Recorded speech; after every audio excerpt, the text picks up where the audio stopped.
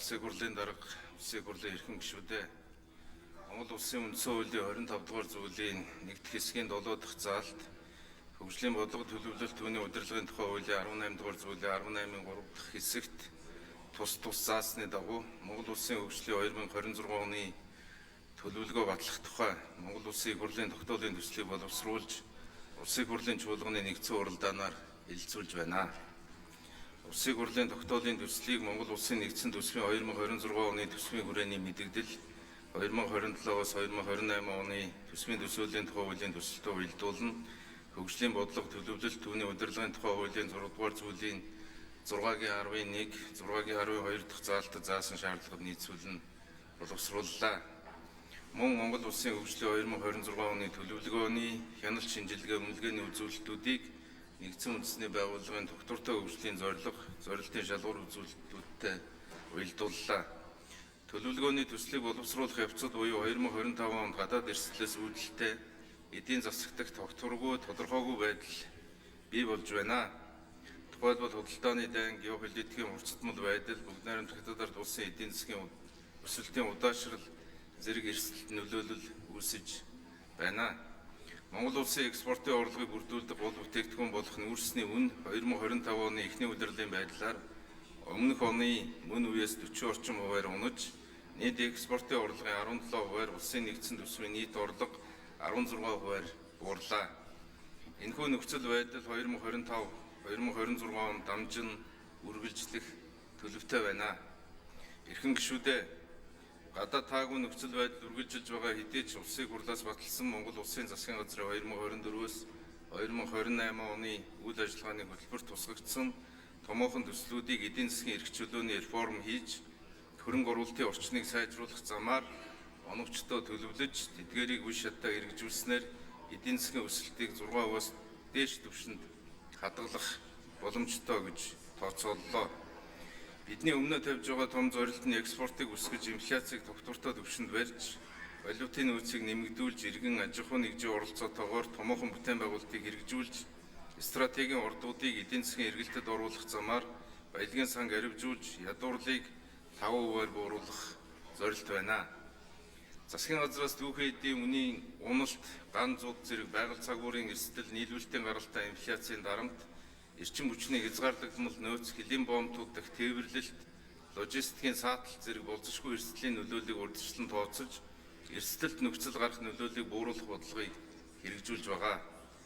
Тухайлбал хүн амын хүнсний хангамж, аюулгүй байдлыг хангах зорилгоор хүнсний хувьсгал хөдөлгөөн, малын гаралтай түүхэн эдийг боловсруулах үйлдвэрлэлийг дэмжих зорилгоор цагаан алт үндэсний хөдөлгөөнийг тус эрчимтэй хэрэгжүүлж байна. Эрчим хүчний салбарт хөрөнгө оруулалтыг нэмэгдүүлж, эрчим хүчний нийлүүлэлтийг сайжруулж байна.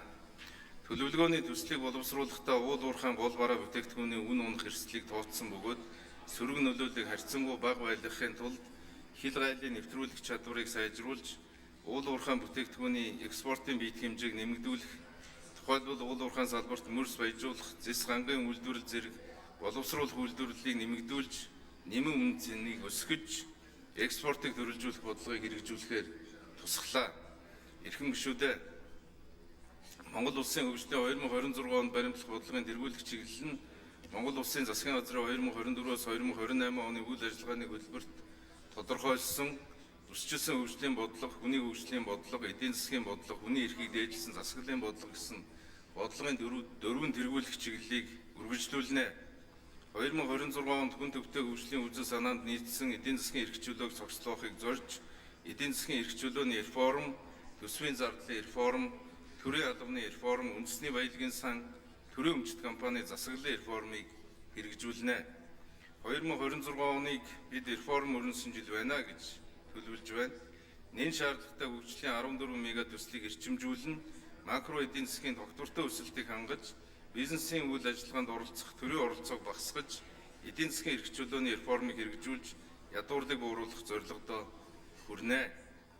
Эдийн засгийн эрх чөлөөний реформын хүрээнд бизнесийн үйл ажиллагаагаа зохицуулж байгаа хуулиудыг шинчилж, татварын орчны шинчиллийг хийж, төрийн үйлчилгээний цахимжилтыг эрчимжүүлж, хөрөнгө оруулалтыг хязгаарласан хаасан зохицуултыг багасгах нь ялгамжтай байдлыг арилгаж, бизнес эрхлэгчдийн хууль ёсны эрх ашигыг хамгаалах, шинжлэх ухаан, гарааны бизнес, өндөр технологи, хиймэл оюун инновацийг дэмжих бодлого хөшүүргийг тодорхойлох замаар хөрөнгө оруулалтыг нэмэгдүүлнэ.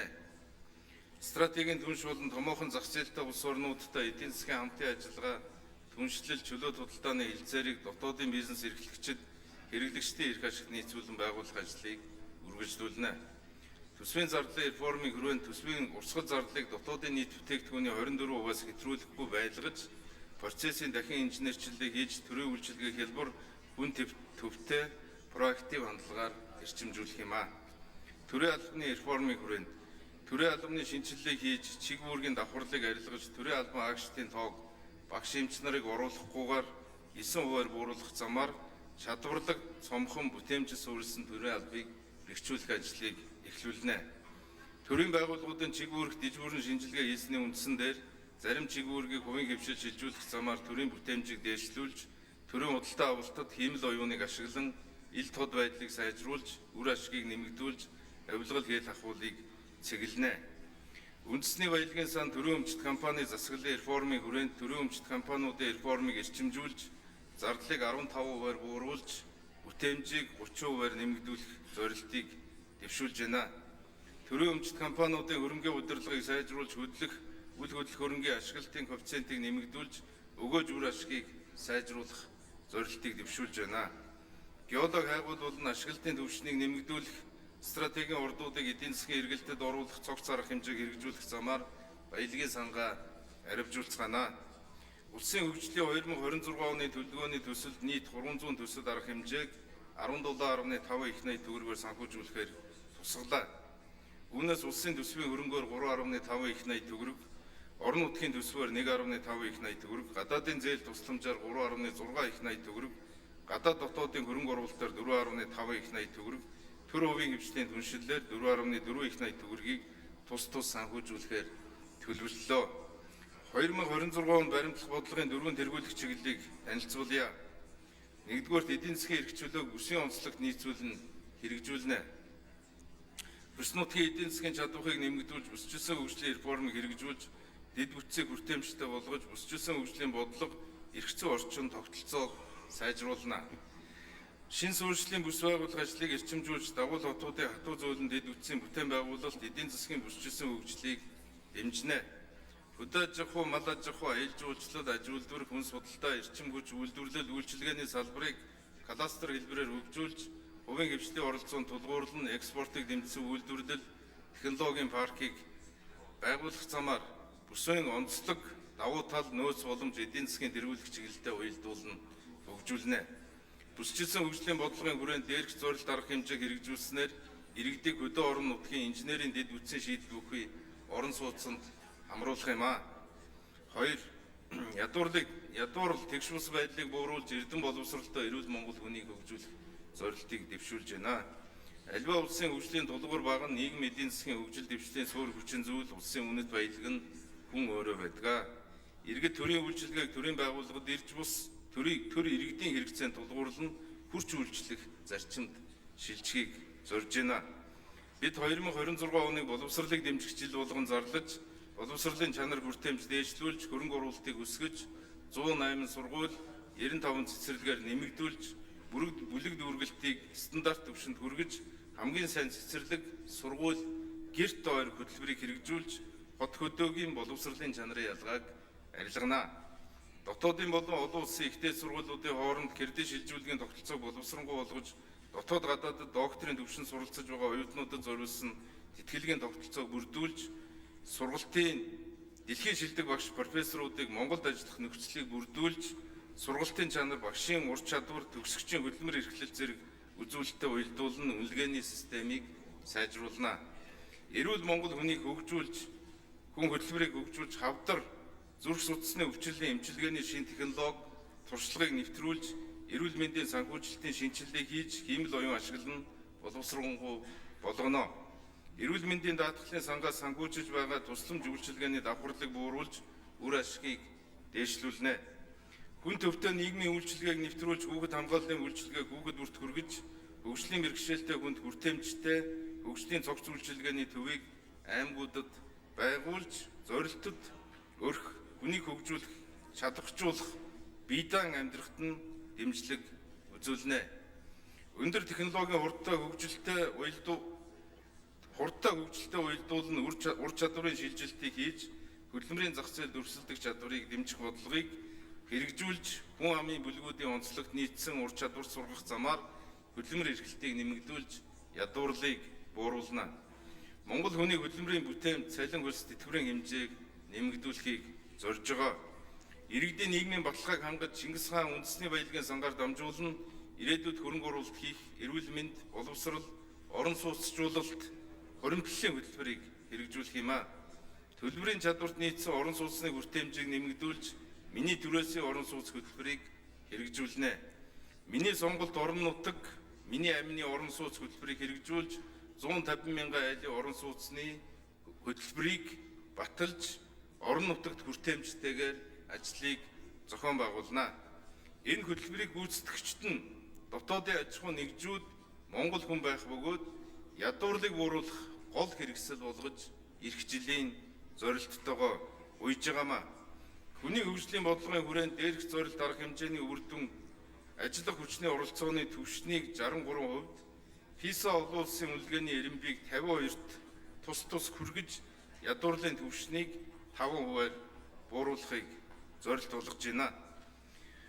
Хүн төвтэй хөгжлийн үзэл санаанд нийцүүлэн бизнесийн орчны реформ ба чөлөөт эдийн засгийг цогцлоохыг зорж байна. Шинжлэх ухаан, инновац, хиймэл оюун, дэвшилтэт технологид суурилсан мэдлэг, оюуны өмчийг эдийн засгийн эргэлтэд оруулах бодлогоор дэмжиж, оюуны өмчийн үнэлэмжийг нэмэгдүүлж, тогтвортой хөгжлийн зорилтуудыг хэрэгжүүлж, хөрөнгө оруулалтыг нэмэгдүүлж, зах зээл дэх төрийн оролцоог бууруулж, макро эдийн засгийн тогтвортой байдлыг хангана. Шинжлэх ухаан технологийн арга хэмжээний зардлыг үе шаттайгаар нэмэгдүүлж, дотоодын нийт бүтээгдэхүүний 0.5% хүрэх зорилтыг дэвшүүлж, шинжлэх ухаан, инновац технологид суурилсан эдлэгийн эдийн засгийн суурийг бэхжүүлнэ. Санхүүгийн салбарын шинжилгээг эрчимжүүлж, цахим эдийн засгийг эзлэх хувийг нэмэгдүүлснээр дотоодын нийт бүтээгдэхүүнд хиймэл оюуны хувь нэмрийг бодитоогоор өсгөж, эдийн засгийн урт хугацааны тогтвортой хөгжлийг хангах юм а. Хөрөнгийн зах зээлийг хөгжүүлж, үйлдвэрлэлийн салбарт санхүүжилтийн хүртээмжийг нэмэгдүүлж, шинэ их үйлсвэрүүдийг бүрдүүлж, банк санхүү, даатгалын салбарын эрх зүйн орчныг сайжруулж, эрсдлийн удирдлагыг шинчилж, гадаадын банкны салбар нэгж байгуулах нөхцөл боломжийг бий болгохыг зорж байна. Эдийн засгийн коридорын бүтээн байгуулалтыг эрчимжүүлж, дамжин өнгөрөх худалдаа тээвэр, ложистик, үйлчилгээний экспортыг нэмэгдүүлж, хил холболтын төмөр зам, боомт, чөлөөт үсгийн бүтээн байгуулалтыг эрчимжүүлж, экспортыг өсгөнө. Жижиг дунд бичил бизнесийг дэмжих урт хугацаатай хүү багтаа зээлийн бүтээгдэхүүний төрөл хүртээмжийг нэмэгдүүлнэ. Эдийн засгийн бодлогын хүрээнд дээрх зорилт арга хэмжээг хэрэгжүүлснээр эдийн засгийн өсөлтийг 6% хадгалж, инфляцийг 7% барихыг зорж байна. 4. Хиймэл оюуныг төрийн бүх шатанд нэвтрүүлж, хүн төвтэй төрийн үйлчилгээг бий болгох зорилт. Хүн төрөлхтөн хиймэл оюуны эрэнд эргэлт буцалтгүй шилжин орлоо. Дэвшилтэт технологи, процессын дахин инженерчлэлийг хэрэгжүүлж, төрийн бүтээмжийг нэмэгдүүлэх замаар хүний эрх чөлөөг дээдлсэн